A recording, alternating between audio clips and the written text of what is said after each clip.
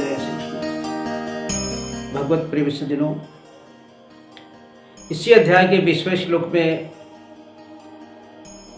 भगवान अर्जुन को समझाते हैं कि जो भी महापुरुष इन तीनों गुणों का उल्लंघन कर जाता है, तीनों गुणों से अतीत हो गया, उनके गुणों के प्रभाव में नहीं रहता है, वह व्यक्ति इसी जीवन में जन्म, जरा, मृत्यु और नाना प्रकार के दुखों से वो मुक्ति पा लेता है। ये गुणों को पार करना, गुणातीत होना।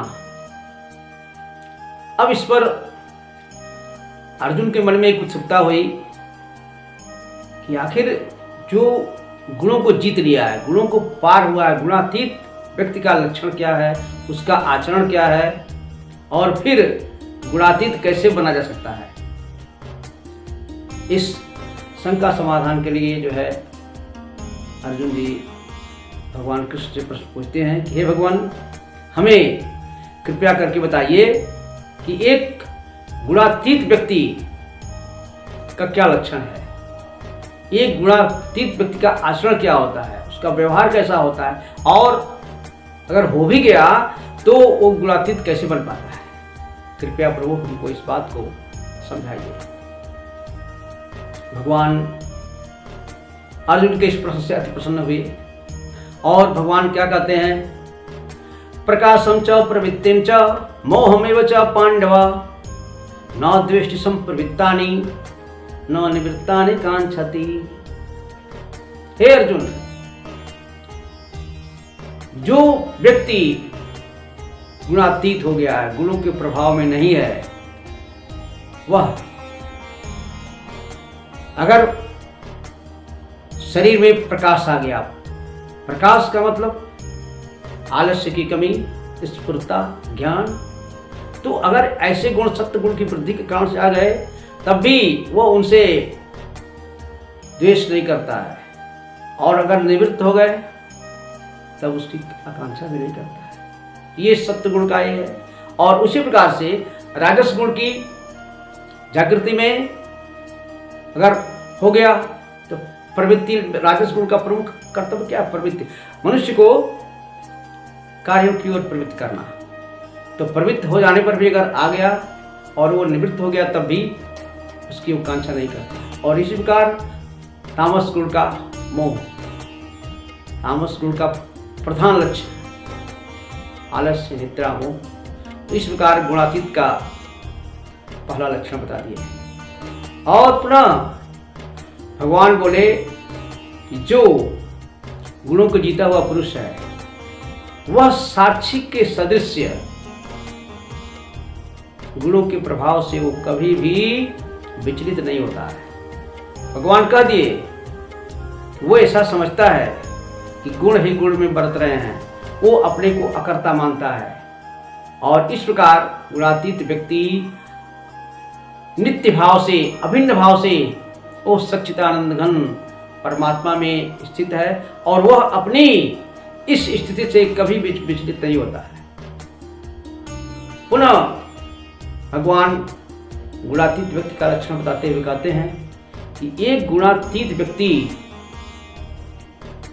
जो हमेशा आत्मभाव में स्थित है, वह सुख और दुख की भावना को समान समझता है।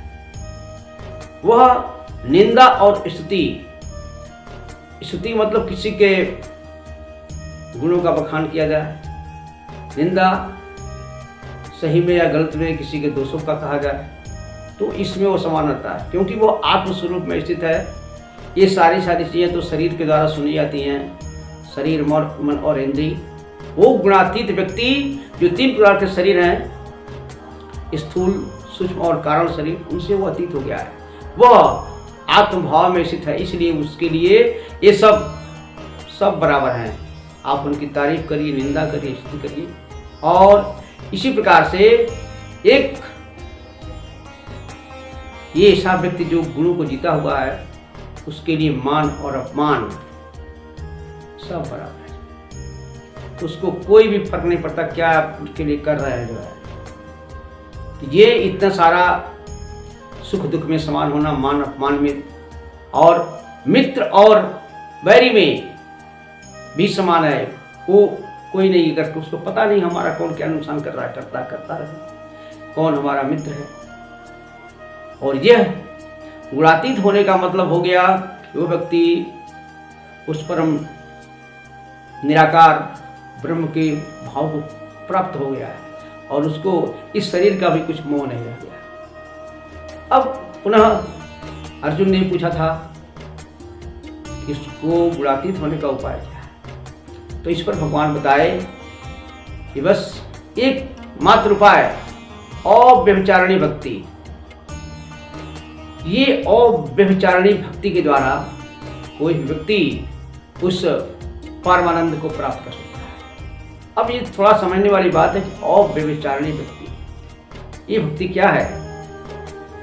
जब व्यक्ति के अंदर ये इस तरह की भावना आ जाएगी कि उस सच्चिदानंद परम ब्रह्म परमेश्वर के अलावा दुनिया में कोई कुछ नहीं, उन्हीं को अपना माता, अपना पिता, अपना बंधु, अपना भाई, अपना सब कुछ सोते जागते बस उन्हीं के नाम का कीर्तन भजन जो कुछ भी है सब भगवान के लिए, ये कहते हैं अव्यभिचारिणी भक्ति। और इस प्रकार का जो भक्ति योग करते हुए अपना जीवन यापन करता है वह अवश्य ही गुणातीत मनुष्य की श्रेणी में आता है और वह इस जन्म मृत्यु के बंधन से क्यों। अब पुनः भगवान इस अध्याय के अंतिम में कहते हैं कि जो ये परम ब्रह्म है अथवा जो अमृत स्वरूप है अथवा अखंड शाश्वत धर्म को देने वाला है और ये अमृत को दिलाने वाला, वो सारे भाव मुझसे सम्मिलित हैं और वे सभी ये मेरे आश्रय में रहते हैं। और ये समझ लो कि किस प्रकार से व्यक्ति उसको परमानंद को प्राप्त कर सकता है, अमृतत्व को प्राप्त करता है, जो है गुणों के अतीत होकर के। इस प्रकार आज ये 14वें अध्याय का समापन। ओम तत्सदति श्रीमद्भगवद्गीता सुमस्तु ब्रह्म विद्यायाम योगशास्त्रे श्रीकृष्णार्जुन संवादे गुणत्रय विभाग योगनाम चतुर्दशो अध्यायः। जय श्री कृष्ण। जय